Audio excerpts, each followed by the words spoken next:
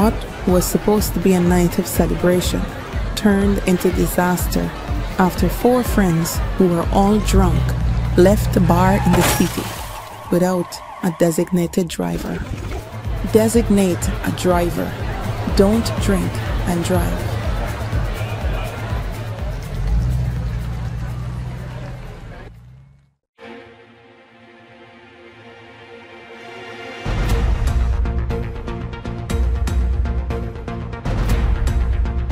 This is your News Source Evening Bulletin for today, Friday, the 27th of September, 2024.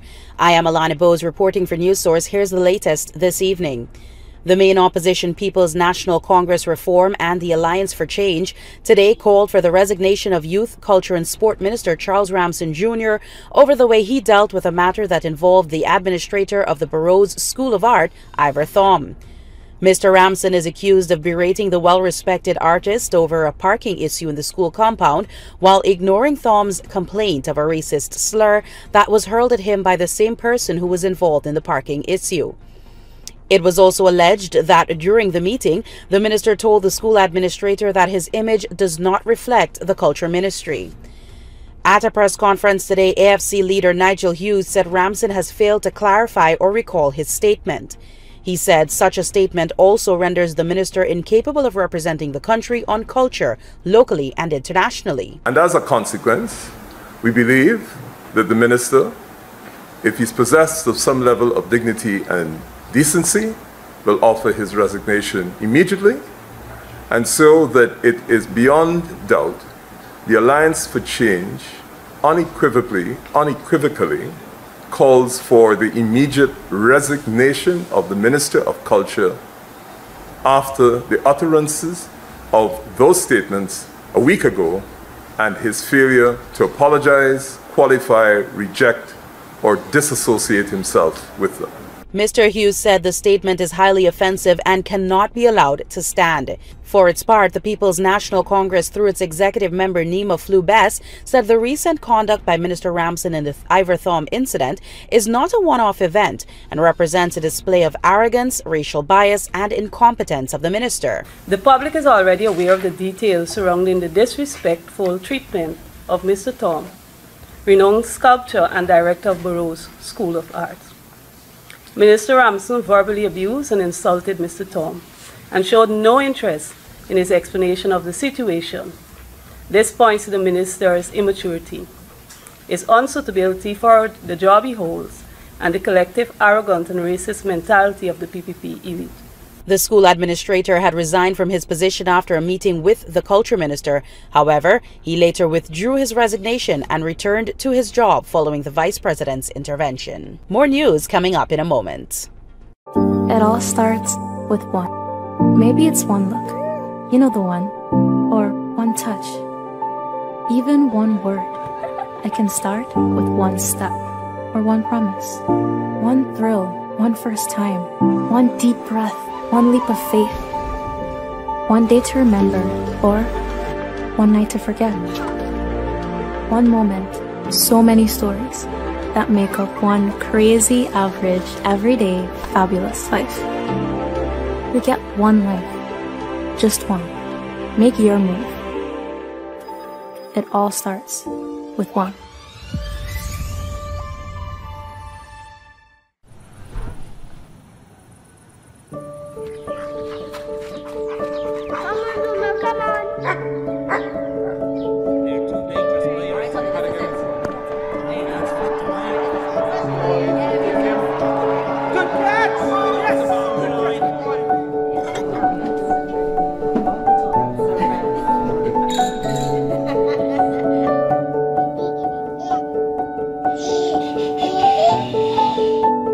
Your own home is so much more than just 4 walls, floors and ceilings. It's a lifetime of great memories and stories. Come talk to us and start your journey home today.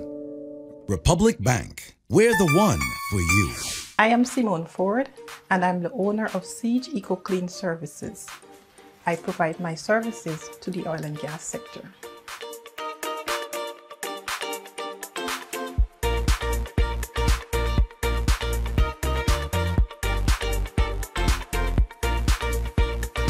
We provide janitorial services which are environmentally friendly.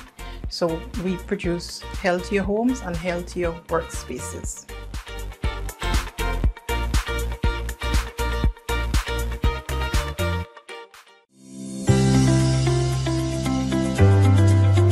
Are you ready to elevate your career with a world-class education from the comfort of your home? The University of Excellence Management and Business, UEMB, Guyana's premier accredited and recognized tertiary institution, invites you to join one or more of our comprehensive 145-degree programs. Registration is now open for our next intake on September 9 and every 2 months thereafter. Enroll now and secure a 50% scholarship. Choose from an ABA, BBA, MBA, MPM, EMBA, EMPM, and LLM degrees, available in 14 specializations. Whether you hold an undergraduate degree, a diploma, or relevant professional qualifications, apply. We are an accredited degree-granting tertiary institution in Guyana. Our programs are also equivalent to a USA Regional Accredited degree. Submit your completed application form, proof of entrance qualification, and any form of ID. For more details, visit our administrative office in the Critchlow Labour College, front building, Wolford Avenue, or call 225-1395, 225-1397-9, 618-3434, and 681-3434. Progressing to a degree is as easy as ABC with UEMB. Deal with the best and forget the rest. I can't wait until tomorrow. Yes. Start packing, yeah? I ain't start packing yet. Usually I pack a couple hours before and I go.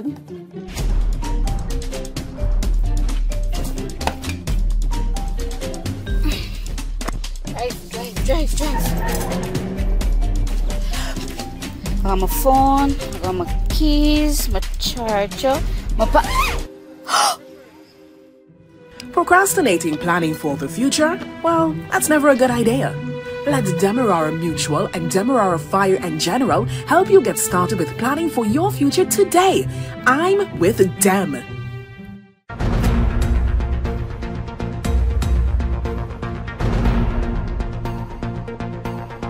Welcome back.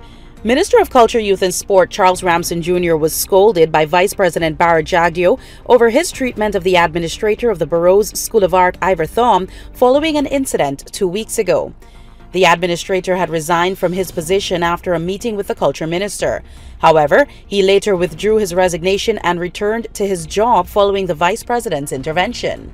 I spoke with the minister and I said to him, if a member of the public complains about an issue, then these matters should be dealt with at the permanent secretary level. And I said to him it was badly handled. And he accepted it. It was badly handled. Mr. Ivor Thom, who is a renowned and respected sculptor and artist, had complained that he was summoned to a meeting with the minister minutes after he told a driver of an SUV that he could not park in the reserved parking for staff and students at the school while also blocking the walkway. Thom said the driver of the SUV hurled racial slurs at him, and a woman emerged from the passenger side of the vehicle requesting his name, and when he refused, she snapped photographs of his vehicle and made a phone call. It was minutes after that phone call that Thom, who designed and built the 1823 Slavery Rebellion Monument, was summoned to the meeting with the minister at his Main Street office. He said after being made to wait more than 45 minutes for the minister's arrival, once the meeting got underway, the minister berated him for telling the person who had complained where they should and should not park at the school's compound. The Burrowes school administrator said he was shouted down by the culture minister, who did not appear to be bothered by his complaint of the driver of the vehicle using racial slurs against him. Thom left the meeting and tendered his resignation immediately, forcing students of the school to pen a letter to the media about the incident and losing their well-respected administrator. It was at that stage that the vice president became aware of the incident through media reports and said he thought he needed to get involved. This gentleman served the country well and continues to serve the country at a very high standard there in the Burrowes School of Art. And when we saw the information, I saw the information that he had resigned. And the reason for which he resigned, I thought it warranted my intervention. And I called him and said, we'd like you to withdraw your resignation, that you're held in high esteem by the government of Ghana. And I spoke for the government of Ghana. The vice president said he believes the issue is now a closed matter. He said the government will not tolerate racism in the public sector or anywhere else, while noting that the racist slur used against Mr. Thom was done by a member of the public. The vice president said persons should contact the police and the Ethnic Relations Commission more when such matters arise. A large section of the power plant at the Demerara Distillers Limited on the east bank of Demerara was completely gutted by fire this afternoon following the explosion of a power generator. The Guyana Fire Service was summoned to the scene just after 4 p.m. and according to a statement from the fire service, when its officers responded, they discovered that the chemical and fuel bonds along with large gas cylinders were also at risk. The fire was contained to the one power generating building. It is unclear what triggered the explosion at the company's power plant. An investigation is to be conducted. Hi, I'm Marlene Street Forrest, Managing Director of the Jamaica Stock Exchange. Join us at the second Regional Investment and Capital Markets Conference to be held in Guyana on October 8 to 9, 2024 at the Pegasus Suites and Corporate Center. Under the theme Financing for Success, where passion, prosperity, and people align, we will explore the latest trends and opportunities in wealth creation and economic development. This two-day event promises to be engaging, enlightening, and game-changing. To register to attend, visit www.jamstockex.com or call 876-967-3271. Come and make the right connections.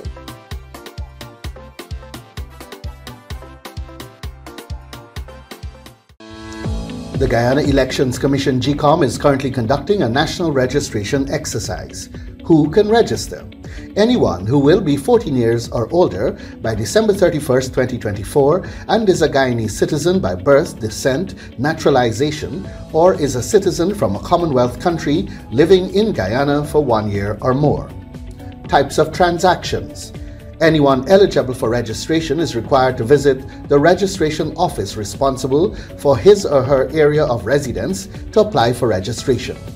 Persons who are already registered could apply for a name change if they have changed their names since they were last registered. Apply for corrections if there is incorrect information on their national ID cards.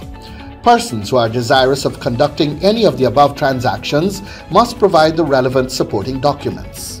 Persons who are already registered could request that their photographs be retaken if the quality of the photographs on their ID cards is unacceptable. Collect their new ID cards if they have not done so as yet. This registration exercise will end on November 29, 2024. For further information, please contact GCOM on the following hotline numbers: 225-027729, 226-6557, 223-9650, or visit the GCOM website at www.gcom.org.gy.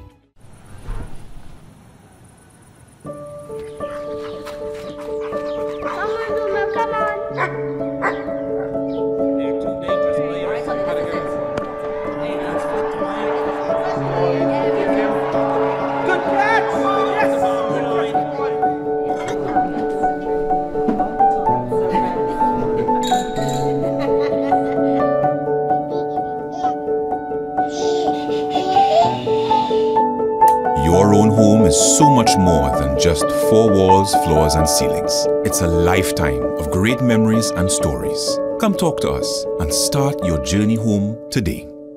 Republic Bank. We're the one for you. Bust the flavors. We're full of flavors. Bust the flavors that me crave for. We're full of flavors. Tell your neighbors about the bust the flavors. Grab a bust the flavors. Yeah, thirst buster. Grab a buster. Bust the flavor, taste the savor. Bust the flavors. Bust the flavors. It all starts with one. Maybe it's one look, you know the one, or one touch, even one word. I can start with one step, or one promise, one thrill one first time, one deep breath, one leap of faith, one day to remember, or one night to forget. One moment, so many stories that make up one crazy, average, everyday, fabulous life. We get one life, just one. Make your move. It all starts with one.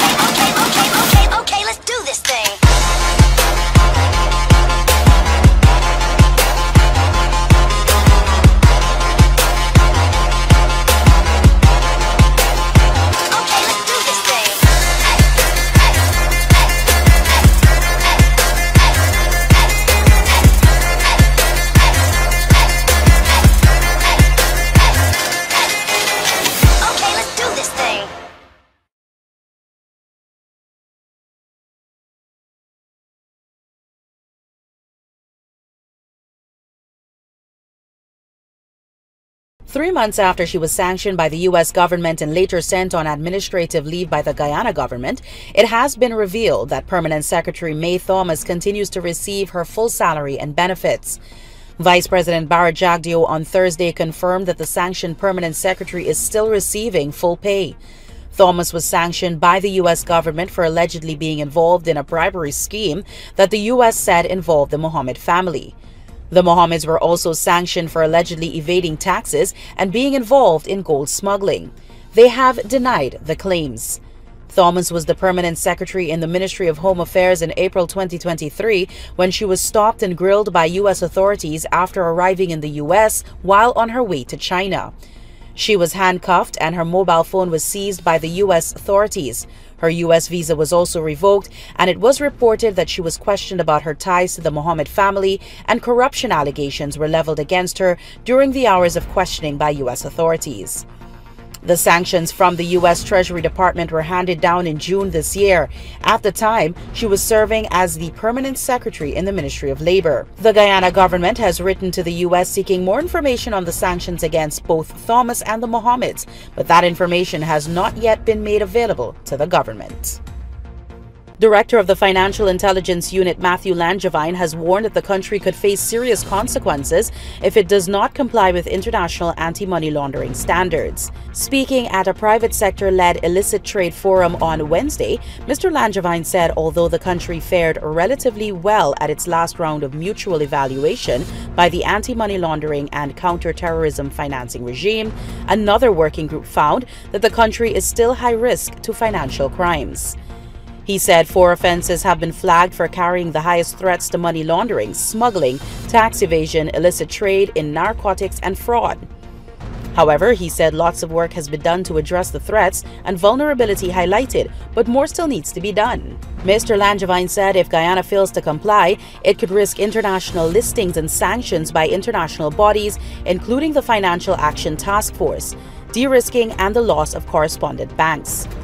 He noted that the country could also be strained from conducting business both locally and internationally. The FIU head said some of the priority actions established by the assessment team for Guyana to implement as the country prepares to follow up reports and another round of mutual evaluation are to ensure that there is a stronger collaboration among law enforcement agencies and the private sector in ensuring there is greater effectiveness in money laundering investigations, prosecutions, and most importantly, confiscation of the proceeds of crime. 3 men from the east coast of Demerara were charged and remanded to jail earlier this week on gun possession and armed robbery charges. The trio made 2 different court appearances. During the first appearance on Wednesday, 23-year-old LaShawn Crawford, 25-year-old Ronaldo Persaud, and 20-year-old Anton Fraser were charged for robbery under and possession of an unlicensed firearm. The 3 pleaded not guilty to the charges and were initially granted bail in the sum of $50,000 each. However, they were taken back into custody as the investigations continued. The following day, the 3 were taken before the court again, where they were charged with possession of a firearm without a license and possession of ammunition without a license.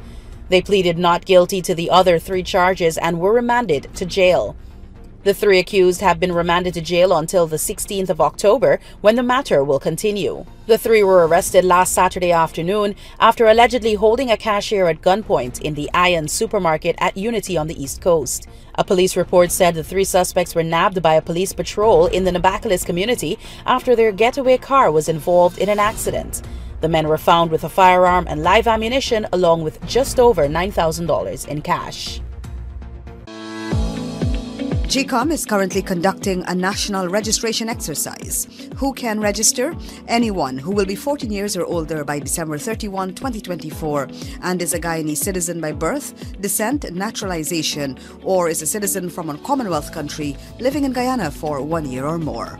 Where to apply for registration? You are required to visit the registration office that is responsible for the registration of persons in your area of residence to apply for registration. Office hours, Monday to Thursday, 8 to 12 hours, 13 hours to 16 hours 30, and Friday from 8 to 12 hours and 13 to 15 hours 30. The offices will be closed on weekends and holidays. This registration exercise will end on November 29, 2024. For further information, contact the GCOM on 225-02779 or visit the website www.gcom.org.gy.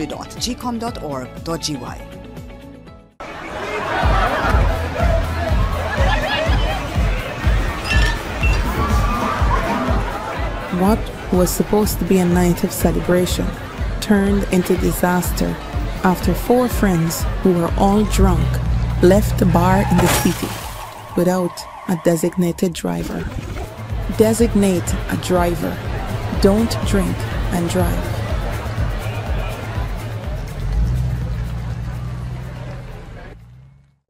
It all starts with one. Maybe it's one look. You know the one. Or one touch. Even one word. I can start with one step. Or one promise. One thrill. One first time. One deep breath. One leap of faith. One day to remember. Or one night to forget. One moment. So many stories that make up one crazy, average, everyday, fabulous life. We get one life. Just one. Make your move. It all starts with one. Guyana's economy is rapidly transforming, and we're all part of it. Guyana is at the forefront of this development by providing reliable and efficient energy and supporting community development from the very core. 100% of Guyana's profit goes back to building schools, roads, and other important infrastructure that connects our cities and towns, providing fuel to domestic, marine, industrial, and aerial transportation. Guyana has now repositioned itself as a market leader in the petroleum industry, building a better future for all of us. Across the region tonight, Argentina's poverty rate soared to almost 53% in the first half of the year. Official data released yesterday showed the first hard evidence of the painful impact of Libertarian President Javier Milei's tough austerity measures. That marked a steep jump from 41.7% at the end of last year and more than double the 26% just 7 years ago, underscoring the severe cost to regular Argentines of repeated economic crises that have hammered the South American nation. The data underscores how Milei's spending cuts aimed at overturning a deep fiscal deficit have caused major short-term pain. The country is in a deep recession and inflation remains in triple digits, although there are signs things are improving. U.S. Secretary of State Anthony Blinken called yesterday for Venezuelan President Nicolas Maduro to engage in dialogue with the opposition following Venezuela's contested election, adding that the U.S. was ready to support such a process. The U.S. and Argentina co-chaired a meeting of 31 countries on Venezuela on the sidelines of the United Nations General Assembly in New York, although key regional countries did not attend or sign on to a joint statement backing Blinken's call for dialogue. Electoral officials and the top court declared Maduro the winner of the July 28 election with 52% of the vote, but the opposition says voting machine receipts show a landslide victory for their candidate, Edmundo Gonzalez. Some Western governments, including the United States, have alleged electoral fraud. A UN report last week alleged escalating government repression since the election, including the arrest of minors. The government rejects the accusation. Finally, tonight, international news. New York City Mayor Eric Adams has pleaded not guilty to 5 counts of criminal offenses, including bribery, wire fraud, and soliciting illegal foreign campaign donations. Wearing a dark blue suit, Adams arrived in federal court in New York for a brief hearing to enter his plea. The 64-year-old was indicted earlier this week on allegations that he accepted illegal campaign funds and thousands of dollars in luxury travel benefits from Turkish businessmen and an official in exchange for his influence as mayor. Adams has denied any wrongdoing and said the public should withhold judgment until he makes his defense. Adams gave a thumbs up to reporters as he entered court on Friday morning. He was released on bail. Judge Parker ruled that Adams cannot talk to witnesses about the facts concerning the case, though he can discuss business or private family matters with them, according to U.S. media. And that's your News Source Evening Bulletin for tonight. I'm Alana Bowes, encouraging you to have a good night.